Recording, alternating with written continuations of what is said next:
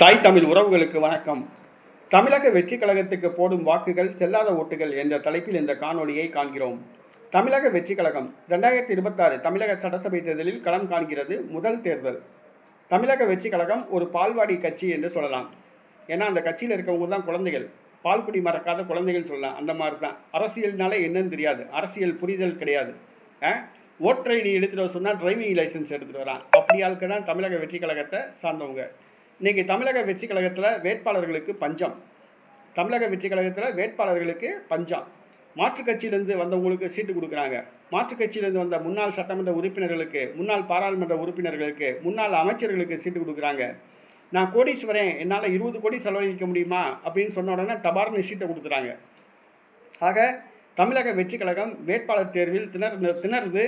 ஆள் கிடைக்காம வந்தவங்க போனவங்களை பூரா நிப்பாட்டி இருக்கு. அடுத்ததாக தமிழக வெற்றி கழகத்தை சார்ந்த தொண்டர்கள் விஜயை பார்க்குறதுக்கு தான் கூடுவாங்க.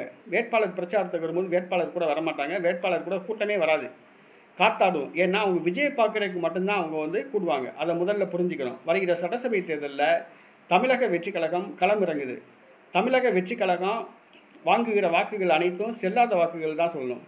ஏன்னா ஒரு தொகுதிக்கு 10,000 ஓட்டு கூட தமிழக வெற்றி கழகம் வாங்காது. தேர்தலுக்கு பிறகு அந்த கட்சியை கலைச்சிட்டு போகிறாங்க. அதான் உண்மை. தமிழக வெற்றி கழகத்துக்கு நீங்கள் போடுற ஓட்டுகள் எல்லாமே செல்லாத ஓட்டுகள்.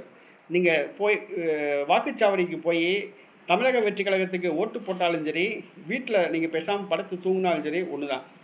நீங்கள் தமிழக வெற்றி கழகத்துக்கு போடுற ஓட்டுகள் செல்லாத ஓட்டுகள். தேர்தலுக்கு பிறகு கட்சியை கலைச்சிட்டு போகிறாப்புல தான் உண்மை.